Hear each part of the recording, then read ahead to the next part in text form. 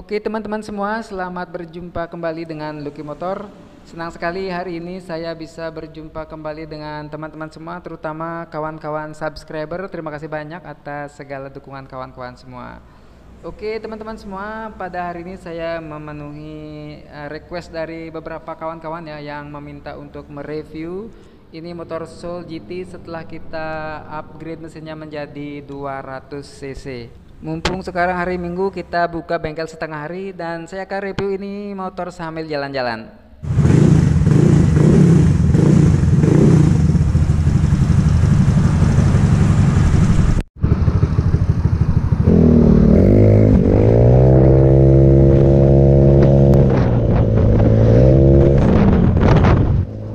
Oke teman-teman semua, hari ini saya mau menyampaikan kesimpulan dari hasil upgrade kita ya. Mulai dari motor ini standar, terus kita upgrade 150 cc, lanjut 160 cc, dan terakhir puncaknya 200 cc. Oke teman-teman, sepeda motor Soul GT ini pertama kali di upgrade mesinnya 4 tahun yang lalu ya. Yaitu pertama kali kita upgrade menjadi 150 cc menggunakan piston 58, yaitu piston dari Sonic. Ya waktu itu kita sudah mengganti injektornya juga ya. Injektor kita gunakan Fiction New. Terus kita juga sudah porting plus noken as kita pakai Kawahara K1, yaitu kejadiannya 4 tahun yang lalu. Nah, throttle bodinya juga waktu itu sudah kita ganti teman-teman. Kita gunakan produk dari Xeon RC ya, yang lebih besar venturinya. Dan waktu itu setelah kita upgrade menjadi 150 cc itu sangat terasa kali perubahan powernya ya. Dan waktu itu ya kita hitung-hitung sudah hampir bisa menyamai powernya NMAX ya. Dan pada tahap pertama kita lakukan upgrade, kita juga lakukan perubahan di bagian kirian ya, CVT nya ya. Dan waktu itu CVT kita ganti total, yaitu full menggunakan CVT dari TDR ya. Selang 2 tahun kemudian, mungkin karena badan kita sudah kebal juga ya dengan power mesin 150 cc, dan rasa-rasanya pengen nambah menjadi 160 cc. Nah langsung 2 tahun berikutnya kita upgrade mesinnya menjadi 160 cc. Waktu itu kita gunakan piston Kawahara 59 dan oversize klep ya sekalian. Waktu itu kita juga pengen ubah sudut klepnya ya, dan saya gunakan klep innya 29 dan X-nya 24. Oh ya teman-teman, ini rupanya di spion kelihatan ada orang mengikuti saya ya, dan rupa-rupanya dia ingin mendekati saya ya. Ini orangnya. Oh, rupanya dia tertarik juga mendengarkan suara motor kita ya, karena motor kita kecil tapi suaranya besar. Oh, rupanya motornya Aerox teman-teman. Oke, keren juga sih. Kalau mau diadu ya kita siap-siap saja. Tapi hari ini saya tidak lagi pengen tes top speed ya. Saya cuma pengen merasakan bagaimanakah perubahan power motor ini setelah kita upgrade menjadi 200 cc. Soal tes top speed mungkin beberapa bulan lagi ya, setelah motor ini benar-benar habis rayonnya baru kita berani tes top speednya. Dan untuk kali ini kita ingin merasakan sensasi naik motor kecil tapi 200 cc. Oke teman-teman, lanjut pembahasan yang tadi. Setelah kita oversize klepnya menjadi 2924, terus noken asnya juga kita papas lagi 1 mili tapi tetap masih menggunakan Kawahara K1. Terus kita juga ganti coil Kawahara. Throttle body tetap masih menggunakan Xeon RC, tetapi ada tambahan di sini teman-teman. CVT yang tadinya full TDR kita ganti bagian rumah rollernya dan kipasnya ya. Kita ganti dengan rumah roller Mio M3 yang lebih lebar. Dan tujuannya di sini adalah untuk menambah top speed teman-teman, karena mesin ini powernya sudah begitu besar ya, karena cc-nya sudah 160 cc. Di samping itu juga sudah kita ubah sudut klep dengan menggunakan klep 2924. Tentu saja powernya semakin besar, dan untuk itu, untuk mengimbangi, untuk mendapatkan top speed lebih tinggi, kita ganti rumah rollernya menggunakan produk Mio M3. Dan 2 tahun berikutnya, yaitu sekarang, kita mengupgrade mesin ini menjadi 200 cc.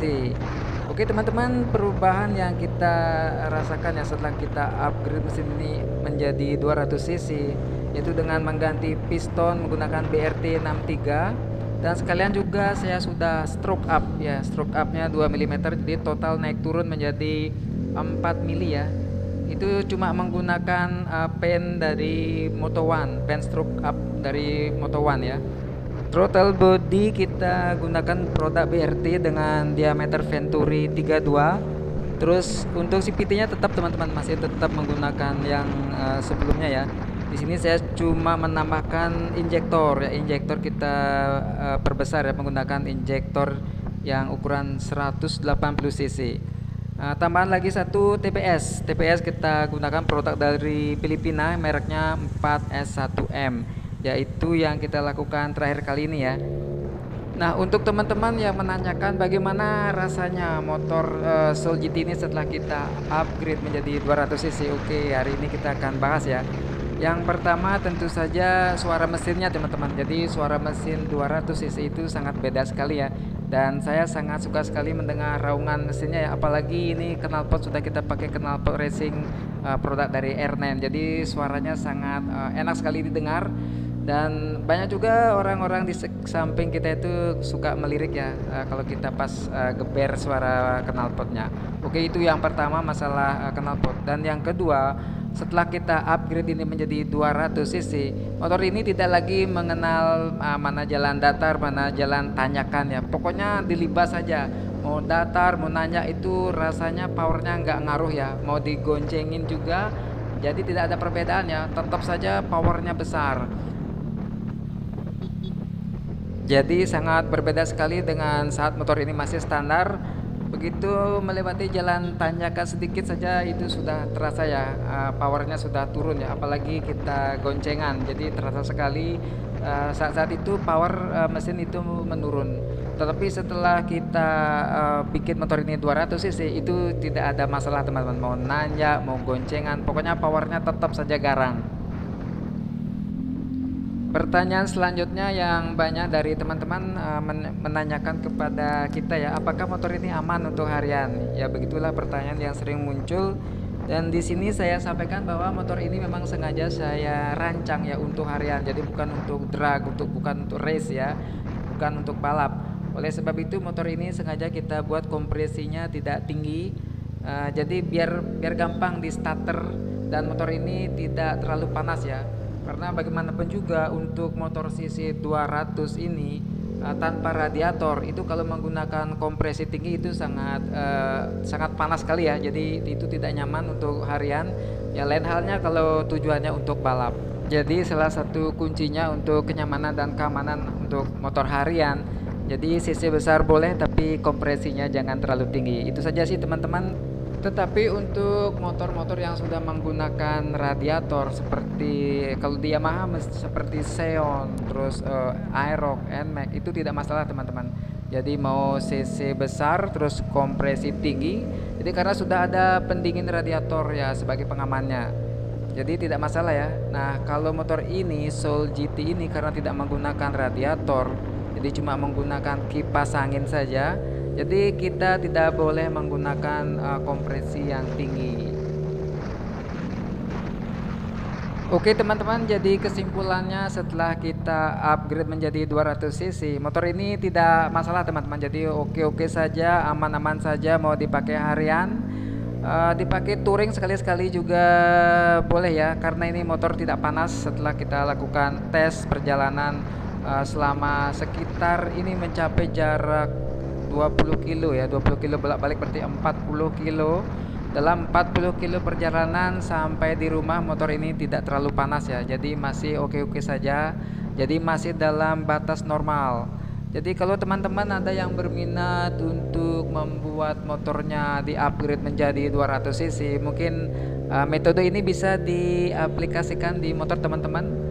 Jadi kuncinya itu saja seperti yang saya katakan tadi ya, kalau motor tanpa radiator jangan membuat kompresi yang terlalu tinggi. Oke, untuk harian ini enak banget motornya, raungan mesinnya sangat mengesankan ya bagi saya ya, dan banyak juga teman-teman yang mendengarnya enak karena ini motornya kecil tapi cc-nya besar 200 cc. Dan motor ini tidak takut yang namanya mau tanjakan, mau jalan lurus, mau tanjakan terjal, pokoknya disapu saja karena powernya besar ya. Mau goncengan juga nggak masalah, jadi nggak takut sama medan ya. Oke teman-teman, setelah lewat jembatan ini kita sudah sampai di bengkel kembali ya. Dan itulah tadi hasil dari perjalanan kita hari ini ya. Dan sekaligus juga menyampaikan ulasan tentang bagaimana hasil dari motor ini setelah kita upgrade menjadi 200 cc. Jadi kesimpulan yang kita tarik ya sudah saya uraikan tadi. Jadi terima kasih banyak atas segala perhatian teman-teman semua. Bagi yang suka silakan klik like, bagi yang belum subscribe boleh klik subscribe, dan jangan lupa aktifkan notifikasinya. Oke teman-teman semua, terima kasih dan sampai jumpa di video berikutnya.